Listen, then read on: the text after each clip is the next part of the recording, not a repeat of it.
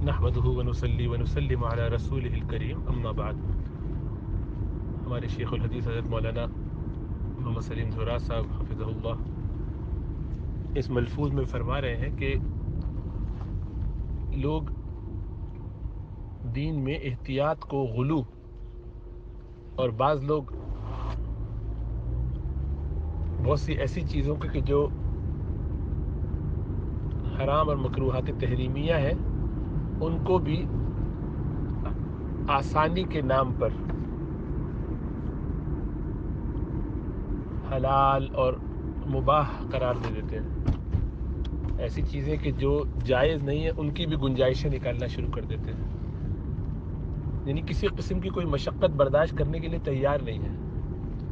بہت ہی آسانی کے ساتھ ذرا مشقت آئے، ذرا پریشانی آئے، اس کو کہتے کہ نہیں ہمیں آسانی کی طرف چلنا چاہیے اور مشقت سے بچانا چاہیے. اس عنوان سے ایسی چیزوں کو بھی اپنے لیے حلال کر دیتے ہیں کہ جو واضح طور پر حرام ہو اور مکروہات تحریمیہ میں سے ہو، اور جبکہ مشکل جو سامنے آ رہی ہے وہ اتنی بڑی مشکل نہیں ہے، اتنی ہی ہے کہ تھوڑا سا زیادہ محنت کرنا پڑے گی. جو کام کر رہے ہیں اسے 2 قدم آگے بڑھ جانا پڑے گا. اس کی عملی مثال بہت ابھی ہمارے ہاں یہ جو لوگوں نے ایک سلسلہ شروع کر دیا ہے کہ عام موزوں پر مسح کرتے ہیں. اب یہ ایک ایسا مسئلہ ہے کہ جس میں چاروں اماموں کے نزدیک عام موزے پر مسح درست نہیں ہے. اس کے لیے یا تو چمڑے کا موزہ ہو یا موٹا تھک ساکس ہو، ایسے جورب ہو کہ جو ذرا تھک ہیں، جن کو پہن کے کچھ چلا جا سکے، وہ پھٹے نہیں، وہ اپنے طور پر برقرار رہیں، کلیپس نہ ہوتے ہوں، ان کو باندھنا نہ پڑتا، ان میں کوئی سوراخ نہ ہو، پانی اس کے اندر سے گزر نہ جائے، سی تھرو نہ ہو. یہ ساری اس کی شرائط بیان کی گئی ہیں جو لیدر سے ملتی جلتی ہیں، اور لیدر میں جس طریقے سے یعنی چمڑے میں جس طرح اس کو کور کر لیا جاتا ہے اسی طریقے سے یہ بھی کر لیتے ہیں. تو اب ایک چیز جو کہ فرض کے درجے میں ہے، پاؤں کا دھونا ہمارے ہاں فرائض میں شامل ہے اہل سنہ کے ہاں، چاروں اماموں کے ہاں. چمڑے کے موزے پر مسح کرنے کی گنجائش احادیث متواترہ سے ملی، اور اگر ایک اور قرات کے طریقے پر اس آیت وضو کو سمجھا جائے تو اس سے بھی اشارہ اس طرف مل سکتا ہے کہ چلو بھئی چمڑے کے موزے پر مسح ہو جائے. وَامْسَحُوا بِرُؤُوسِكُمْ وَأَرْجُلِكُمْ اگر کر دیا جائے تو مسح اس طور پر ہو جائے گا کہ چمڑے کے موزے پر مسح ہو. بہرحال تو چمڑے کے موزے پر مسح تو امت کا اتفاق ہے، اجماع ہے اس پر اہل سنہ والجماعہ کے نزدیک. اہل تشیع اور معتزلہ نے اس کا رد کیا ہے، باقی کسی نے نہیں کیا. 70 سے زیادہ صحابہ نے یہ روایت کیا. اب قرآن کی اس آیت میں جس میں پاؤں دھونے کا حکم ہے اور چمڑے کی اس احادیث متواترہ سے 2 ہی چیزیں ثابت ہوئی، یا تو چمڑے کا موزہ ہو یا پاؤں دھویا جائے. تو اس میں ہم عام موزے کی گنجائش نکال رہے ہیں ایک حدیث کی بنیاد پر، احادیث آحاد کی بنیاد پر، اور جس پر چاروں امام بھی متفق نہیں ہیں. تب یہ آپ نے گنجائش نکالی، تو جن ائمہ نے نہیں نکالی تھی اب تک انہی کا مسلک چل رہا تھا چاروں اماموں کا. تو اہل حدیث حضرات تو ظاہری بات ہے وہ حدیث کو لے کر چلتے ہیں کہ حدیث میں اگر آ گیا تو بس صحیح ہے، پھر کیا ہے. ان کے یہاں تو فقہ کا کوئی اصول ہے نہیں، تو حدیث کی بیس پر ہوتا ہے سارا. تو بہرحال انہوں نے اس پہ عمل کیا، وہ سمجھ میں آتا ہے. لیکن اب بہت سے ایسے علماء، ایسے فقہا موجودہ زمانے کے جو ماشاءاللہ دین کا درد بھی رکھتے ہیں، فکر بھی رکھتے ہیں، انہوں نے بھی اس کی گنجائش دینا شروع کر دی، صرف یہ سن کے کہ لوگوں نے کہا مغربی دنیا میں بڑی مشقت ہو جاتی ہے پاؤں دھونے کے لیے، کیونکہ کوئی ایسا موقع ہی نہیں کہ ہم کہاں پاؤں دھوئیں، جاب پہ ہوتے ہیں. یہ مسائل لوگوں نے پیش کیے اور اس کی وجہ سے ان کو اجازت دی گئی. تو میں کبھی کبھی سوچتا ہوں کہ جن لوگوں نے اجازت دی ہے ان میں سے کوئی بھی اس مغربی دنیا میں کام نہیں کرتا جن کی طرف سے یہ فتویٰ ہے. وہ اپنی مسجدوں میں بیٹھے ہیں، اگر یہاں رہتے بھی ہیں تو ان کو یہ آفس کا کام پریکٹیکل خود ایکسپیرینس نہیں ہے. ان کو تو جو بتا دیا گیا اس کی بیس پہ انہوں نے فتویٰ دے دیا. نتیجہ یہ کہ ایسے لوگوں نے فتویٰ دے دیا جن کے اپنے مالکی فقہ کے اندر لوگ ہیں، انہوں نے فتویٰ دیا ہوگا. آپ تو مالکی فقہ کے، آپ کے یہاں تو اس کی اجازت نہیں ہے. آپ اجازت دے رہے ہیں اس بنیاد پر کہ لوگوں نے آپ سے کہا کہ بڑی مشقت ہوتی ہے اور آپ نے ان کی مشقت کو اس لیے مان لیا کہ وہ کہہ رہے ہیں. یہ تو کوئی طریقہ نہیں ہے.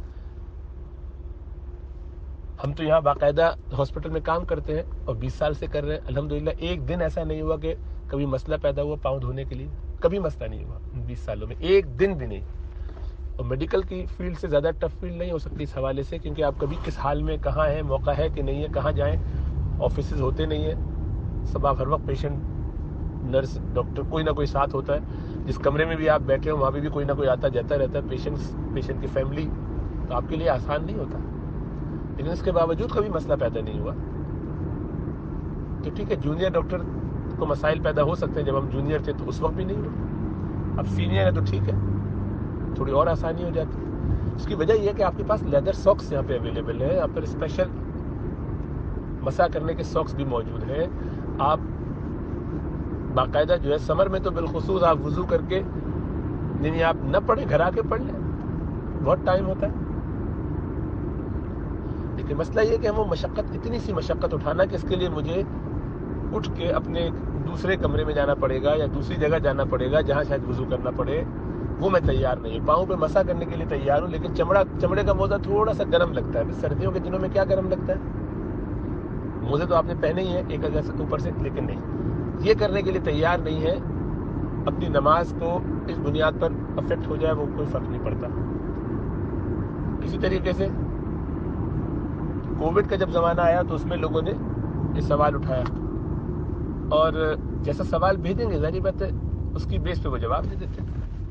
تو سوال یہ کیا کہ یہ جو ہمیں ہڈ پہننا پڑتا ہے داڑھی والوں کو, تو اس سے بڑی گرمی لگتی ہے اور رسک ہے کہ ہمیں شاید کووڈ ہو جائے. تو ہمیں آئی سی یو والے خاص طور سے جو ڈاکٹرز ہیں ان کو جب پیشنٹ دیکھتے ہیں تو ہماری 12 گھنٹے کی بھی ڈیوٹی ہوتی ہے اور 8 گھنٹے کی بھی ڈیوٹی ہوتی ہے. کسی نے یہی سوال کر کے بھیجا, اور ظاہر بات ہے اس میں اہل علم تو وہی آپ سے سنیں گے. انہوں نے پھر اپنے, اور نیا زمانہ تھا, لوگوں کو اتنا معلوم بھی نہیں تھا, اور فرنٹ لائن پہ لوگ کام کرتے بھی نہیں تھے. جن ڈاکٹر سے بھی مشورہ کیا گیا ہوگا, ان مفتیان کرام نے کیا, انہوں نے بھی یہی بتایا کہ بھائی جیسا وہ کہہ رہے ہیں ایسا ہی اگر ہوتا ہو تو بہت مشکل کام ہے, کیا کریں گے, ظاہر بات ہے ہڈ تو پہننا. تو جب مجھے کسی نے وہ فتویٰ دیا تو میں نے کہا کہ اللہ اکبر, یعنی کس قدر یعنی حقیقت کے خلاف بات ہے. جنہوں نے سوال کیا ہے انہوں نے بھی زیادتی ظلم کیا ہے, خیال اپنے طور پہ بنا لیا. اس لیے کہ ایک پیشنٹ کے پاس آپ کو وہ ہڈ پہن کے جو جانا ہوتا ہے اندر, 2.5 سے 3 منٹ سے زیادہ کوئی اندر نہیں لگاتا پیشنٹ پہ, 5 منٹ سے زیادہ تو کبھی بھی نہیں لگاتا. سارا کام باہر سے ہو رہا ہوتا ہے. ہر جونیئر کو تو ہر پیشنٹ کو دیکھنا بھی نہیں ہوتا, اور عموماً جو کنسلٹنٹس لیول کے لوگ ہیں وہ ہمارے داڑھی والے مسلمان نہیں ہوتے. وہ ایک آدھ کوئی جونیئر ہوتا ہے جس کو ڈیوٹی پہ وہاں لگا دیا گیا, اس کو اپنے 2 یا 3 مریض دیکھ لیں پوری ڈیوٹی کے دوران, باقی سارا کام وہ باہر سے بیٹھ کے, وہ شیشے کے گلاس میں اندر پیشنٹ بند ہے, آپ کو اندر جا کے دیکھنا ہے ان کو, اس وقت آپ کو وہ ہڈ پہننا ہے. باقی وقت میں آپ اپنے نارمل لباس میں ادھر بیٹھے ہوئے. آئی سی یو کے اندر ہر وقت آپ جو اس پیشنٹ کے سامنے تھوڑی رہتے ہیں. اتنا لمیٹڈ کانٹیکٹ رکھا اس پورے عرصے میں ہم نے اپنے آئی سی یو میں بھی, اپنے ہاسپٹل میں بھی, کہ تاکہ ایکسپوجر کم سے کم ہو ہر ایک کا. صرف کنسلٹنٹ جایا کرتا ہے, اور وہ بھی اس کو راؤنڈ کرنا ہے. کل اس کا راؤنڈ جو ہے ایک وقت میں مثلا اگر اس کے 10-15 بھی پیشنٹس ہیں تو وہ اس کو آدھا دن لگے گا, 4 گھنٹے لگیں گے. آدھے دن سے مراد 4 گھنٹے ہوتے ہیں, اور بیچ میں وہ نکل کے وقفہ بھی کر سکتا ہے. جب ہر پیشنٹ کے سے نکل کے آگے باہر, پھر اتار لیا اس کو, پھر دوبارہ پہن لیا, اور ایسے ہی کرتے تھے سب لوگ. تو ایسا کوئی سٹریس نہیں تھا, ایسا کوئی مسئلہ نہیں تھا. لیکن آپ نے اس کو مسئلہ بنا کے پیش کیا تو مفتیان کرام نے فتویٰ دیا کہ آپ داڑھی کاٹ لیں. وہ فتویٰ لے کے بہت خوش خوش بیٹھے ہوئے بھی. اس سے کسی نے پوچھا, ہم نے اس کی باقاعدہ کیمپین یہاں پہ چلائی تھی کہ کسی کو داڑھی کاٹنے کی اجازت نہیں دی جائے, اور جس کو بھی کاٹنا, یعنی کوئی اگر آپ سے کہے کاٹنے کے لیے تو آپ ہم سے بات کریں. ہم نے اس کے پٹیشن کیا تھا, الحمدللہ بہت اچھا رسپانس رہا. ہمارے اپنے ہاسپٹل میں ہمارے مینجمنٹ نے بہت سپورٹ کیا کہ آپ ان کو ڈپلوائے کر دیے, کسی اور جگہ لگا دیجیے. لیکن کیا کیا جائے کہ لوگ تو شاہ سے زیادہ شاہ کے وفادار بن جاتے ہیں. اسی طرح مساجد کے معاملے میں ابھی کووڈ کا اعلان ہوا نہیں, کسی نے اپنی گورنمنٹ کی طرف سے مسجدیں بند کرنے کا اعلان ہوا نہیں تھا, لیکن لوگوں نے اس سے پہلے ہی ساری مساجد بند کر لی. سب سے پہلے مساجد بند ہوئی ہیں. ابھی گورنمنٹ 1 ہفتے کے بعد اعلان کرنے والی ہے. پتا تھا ہمیں کہ اس جمعے سے اعلان ہوگا, انہوں نے 1 ویک پہلے ہی سے کہہ دیا کہ مسجدیں اب نہیں آئیں گی, کوئی نہیں آئے گا مسجد میں. انہوں نے ایک SOP بنا کے دیا, اس کو بھی فالو نہیں کیا. میں نے خود بنا کے دیا یہاں کی مساجد میں ایک مسجد کے علاوہ ہمارے اس پورے علاقے کی کوئی 20 مساجد ہوں گی، زیادہ ہی ہوں گی، سب نے اپنی مسجدیں بند کر لی اس خوف سے کہ پتہ نہیں کیا ہو جائے گا. سبحان اللہ، کوئی لحاظ رہ نہیں گیا ہے کہ کیسے چلنا چاہیے. اللہ اپنا فضل فرمائے. تو خلاصہ یہ ہے کہ دین کو ہم نے ایسا بنا لیا. اسی طرح آج کل فتویٰ خوب کہ ایک گھر کی اجازت سود پہ لینے کے لیے، ایک گھر کی اجازت تاکہ مسلمان اسٹیبلش ہو سکے. بڑی مشقت ہو جاتی ہے کرایہ دینے کی، ٹھیک ہے ہوتی ہوگی وہ، لیکن اس کو ایسا فتویٰ بنا کے پیش کر دینا جنرل ہر ایک کے لیے. ایک کیوں؟ جب حلال ہے تو ایک کیوں، پھر 2 کیوں نہیں، پھر 4 کیوں نہیں؟ اور یہی ہوتا ہے، ایک اپنے لیے، ایک اپنی بیگم کے لیے، ایک بچے کے لیے، ایک اس بچے کے لیے. کھیل آپ نے چلا دیا بالکل ہی. تو تھوڑی سی بھی مشقت برداشت کرنے کے لیے تیار نہیں ہے، فوراً اس میں لوپ ہولز پیدا کر لیتے ہیں. ظاہری بات ہے اس کی جو نحوستیں ہیں وہ آئیں گی. یہ وہی ہوا ہے کہ جو بنی اسرائیل نے کیا، اور اس کا تو وعدہ تھا کہ تم کرو گے، انہی کے راستے پر چلو گے. یہی بتایا گیا ہمیں، لَتَتَّبِعُنَّ سُنَنَ الَّذِينَ مِن قَبْلِكُمْ. تو ہم وہی کر رہے ہیں، ان کے راستوں میں چل پڑے. ہر چیز میں گنجائش نکال کے دین کا بالکل ایسا حلیہ بگاڑ دیا جائے کہ پتہ ہی نہ چلے کہ دین کچھ رہ بھی گیا ہے کہ نہیں. اتنا ہلکا سا موچ آ گئی. 18 سال 15 سال 12 سال کے بچوں کو میں نے مسجد میں دیکھا ہے کرسی پہ بیٹھ کے نماز پڑھنے. ایک صاحب کو میں دیکھتا ہوں روزانہ وہ زمین پہ بیٹھے ہوتے ہیں سب کچھ، اور نماز پڑھنے کے لیے کرسی پہ بیٹھ جاتے ہیں. کہ اٹھنے میں ذرا تکلیف ہوتی ہے. اچھی حالت ہے، مسئلہ پوچھو تو کس کو اجازت ہے کس کو اجازت نہیں ہے. لیکن بس ہر ایک نے اپنا دین اپنی مرضی سے بنا لیا ہے، اور ان کو کہو کہ ایسا نہ کرو کہ تشدد ہے، یہ غلو ہے، یہ زیادتی ہے. تو اس کو اباحیت کہتے ہیں. دین میں ہر چیز کو مباح کر دیا جائے، ہر چیز کی اجازت دے دی جائے. اللہ کے رسول صلی اللہ علیہ وسلم کے بارے میں جو مشقت اور تنگی یہاں ہو اور دوسرا راستہ آسان ہو، اور اس راستے کو آپ صلی اللہ علیہ وسلم پسند فرماتے تھے، بالکل صحیح بات ہے. جب دونوں برابر ہوں وہاں یہ شرط ہے. یہ تھوڑی کہ ایک حرام ہے اور ایک حلال ہے تو میں جو وہ گڑبڑ اس کو حلال بنا دوں، کیسے ہو سکتا ہے؟ تو یہ ہوگا کہ جب دونوں برابر ہوں تو ان میں جو آسان والا راستہ ہے، اور وہ بھی تاکہ آدمی اپنے آپ کو مشقت میں ڈالے. اور اس کی وجہ یہ بنی کہ صحابہ کرام کا معمول یہ تھا کہ وہ اس میں بہت زیادہ اعمال میں لگتے تھے، ہر چیز کو کم سمجھ کے زیادہ کرنا چاہتے تھے. ان کا ایٹیٹیوڈ یہ تھا کہ ان کو ایک کہو تو وہ 4 کرتے تھے. انہیں پتہ چلا رسول اللہ صلی اللہ علیہ وسلم رات کا کچھ حصہ سو بھی جاتے ہیں تو کہ میں ساری رات جاگوں گا. انہیں پتہ چلا رسول اللہ صلی اللہ علیہ وسلم ایک دن روزہ رکھتے ایک دن نہیں رکھتے، میں ہر روز روزہ رکھوں. تو وہ تو اس طرح سے اپنے آپ کو زیادہ کرنے پر لگاتے تھے. تو ان کے لیے فرمایا گیا کہ اعتدال میں رہو، کم کرو. انہیں یہ نہیں تھا کہ وہ کرنا نہیں چاہتے تھے اور آپ صلی اللہ علیہ وسلم نے ان کو آسانی دے دی. نہیں، وہ بہت زیادہ کرتے تھے. ان کو لا کے یہاں ان کے لیے ضروری یہی تھا کہ ایسا کریں.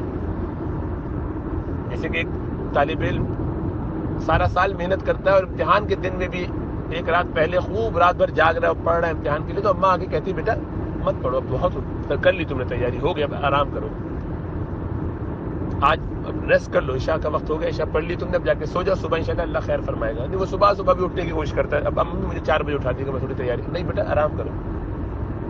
اور ایک جو نکما بچہ ہے سارا سال کھیلتا رہا اور اب بھی کھیل رہا ہے، آج بھی اس کو بڑی مصیبت سے رات میں کہا بھی اب تھوڑی دیر بیٹھ کے کتاب کھول لے، کچھ پڑھ لے.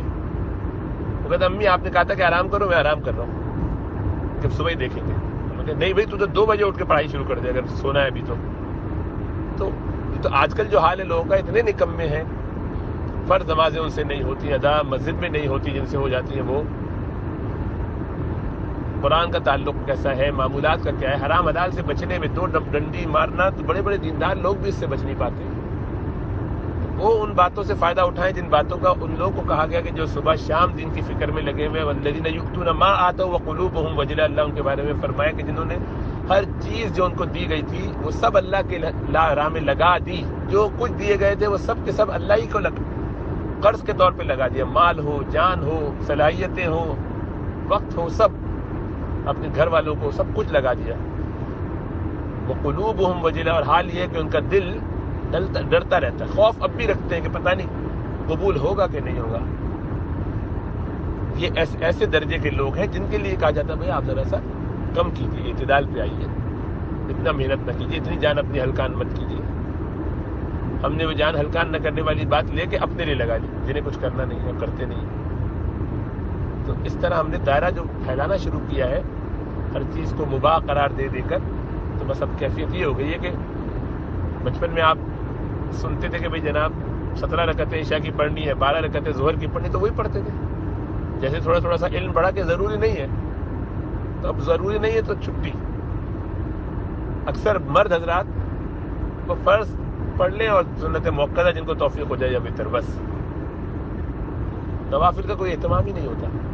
عورتوں کو یہ چیز عموماً پتہ نہیں ہوتی تو وہ پوری پڑھتی. ہمارا تو علم ہمیں بے عملی کی طرف، کم عمل کی طرف لے کے جا رہا ہے، نبی اکرم صلی اللہ علیہ وسلم کے طریقوں سے پیچھے کر رہا ہے. اور اگر یہ ایسے ہی ہوتا نا تو بہت اچھا تھا کہ یہ ہمارا مزاج یہ ہوتا اور ہم ہر چیز میں یہی کر رہے تھے. دنیا میں بالکل الٹا، دنیا میں قناعت کی کوئی کیفیت ہی نہیں ہے. دین پہ قناعت کر لی اور دنیا بالکل الٹا، جتنا زیادہ ہو سکے، جتنی زیادہ کمائی ہو سکے. پورے اگلے 5 سال تک کے یہ پیسہ جمع ہو گیا بینک میں، پھر بھی مزید سوچ رہے ہیں کہ آگے کیا کیا جائے. جن کے اپنے گھر ہو چکے ہیں وہ بھی اگلے گھر کی فکر میں لگے ہوئے. اپنے اسی بچے کو جس کو وہ ویسے آسانی کے لیے کچھ نہیں کرواتے، کوئی بات نہیں سکھاتے سمجھاتے دین کی، اسے 3 اور 4 سال کی عمر میں ریسپشن اور اسکول اور نرسری میں بھیج رہے ہیں. جان ان کی ہلکان کی ہوئی پڑھانے میں، کھلانے میں، دنیا کے کاموں میں لگانے میں. میوزک کی کلاس بھی چاہیے اور ٹیوشن بھی چاہیے اور بیڈمنٹن کی ایوننگ میں جو ہے فٹ بال کلب ہے. اور کہتے ہیں کہ غلو، دنیا میں خود غلو میں پڑے ہوئے ہیں اور دین کے معاملے میں بالکل ہر چیز بس مرغے کی خالی گردن رہ جائے اور باقی پورے جسم سے پر نوچ کے اس سے کہہ رہے اذان دو، دیکھو مرغا تو ہے اذان دے رہا اور کیا چاہیے. پورے دین کا حلیہ بگاڑ کے رکھ دیا، سب کچھ نکال دیا اس میں سے. آداب اس لیے تھے کہ سنتیں بچی رہیں، سنتیں اس لیے تھی کہ واجبات بچے، واجبات اس لیے تھے کہ فرائض بچے، فرائض اس لیے تھے کہ ایمان بچے. سب کو لا کے فرائض کے در پہ کھڑا کر دیا. جب یہاں سے کسی بھی وقت گرے تو اگلا حملہ سیدھا ایمان پہ اور یہی ہو رہا ہے. اسی لیے نکل گیا کہ لوگوں کا ایمان کہاں سے کہاں پہنچ رہا ہے. ہر گھر میں ایسے لوگ اب پیدا ہو رہے ہیں، خاندانوں میں تو بھی ہیں ہی. ہر خاندان میں ایسا بندہ آپ کو مل جائے گا کہ تقریباً کہ جو دین کے بارے میں شک و شبے میں مبتلا ہو چکا ہے، وہ قبول اب نہیں کرتا اس طرح سے جیسا ہم کر چکے اپنے زمانے میں. اما ابا نے بتا دیا، سیکھ لیا، بس مولوی صاحب نے کہہ دیا، بات ہو گئی. یہاں وہ ہر ایک کو سوال کرتا ہے، ہر چیز میں اس کا اطمینان نہیں ہوتا. اب یہاں تک تو آ ہی گئے، میں نہیں پتا اور کہاں جائیں گے. اللہ اپنا فضل فرمائے. بہت خطرناک صورتحال ہے اور اس پہ پھپٹی کستے ہیں کہ آپ پرتشدد ہیں، آپ بہت غلو کرتے ہیں، آپ لوگ بہت ہی زیادہ اسٹرکٹ ہیں. علماء کو کہا جاتا ہے نا، یہ ہمارے حضرت کو بھی کہا جاتا ہے. یہ تو وسعت ہے دین کے اندر، تو بہت وسعت ہے. ایسی بات نہیں کہ غلو کیا جائے. نوافل مستحبات پہ تو زور نہیں دیتے نا. حرام حلال کے جو دائرے ہیں ان کو تو کم از کم برقرار رکھو. مکروہات تحریمیہ اور واجبات کے جو دائرے ہیں ان کو تو خدا را بلر نہ کرو لوگوں کے سامنے سے، ورنہ اگلی نسلیں گردن پکڑیں گی کل قیامت کے دن، گریبان نہیں چھوڑیں گی. تم نے ہمارے ساتھ کیا سلوک کیا، کیا دین تمہیں ملا تھا، تم نے ہمیں کس حلیے میں لا کے پہنچایا. اللہ اپنا فضل فرمائے، اللہ اپنا کرم فرمائے. بہت زیادہ بد احتیاطی ہے. اباحیت کے نام پر دین کو بہت زیادہ نقصان پہنچایا جا رہا ہے، کچھ انجانے میں، کچھ جانتے بوجھتے. کچھ تو دشمنوں کی طرف سے، کچھ یہ سوچ کے کہ بچوں کو اگر آسانی دے دیں گے، ہم خود آسانی سے رہیں گے تو بچے ذرا ایزی ہو جائیں گے. آج دیکھو ماشاءاللہ صبح فجر میں اٹھ گیا تھا تو چلو اب اس کو جو ہے ادھر بھی لے جاتے ہیں. اب اس کو جو تھوڑا سا کمپیوٹر پہ میوزک کے ساتھ جو وہ شوق ہے تو کر لینے دو، تھوڑی دیر پیانو بھی بجا لینے دو، جاؤ تم اپنے کلب میں چلے جاؤ. میرا کوئی طریقہ ہے جو بچوں کو دین بالکل مسخ کر کے دیا ہے، مکس کر دو، جو بھی ہو ادھر سے ملا دو. اللہ کرم فرمائے، اللہ فضل فرمائے، اللہ عافیت کا معاملہ فرمائے.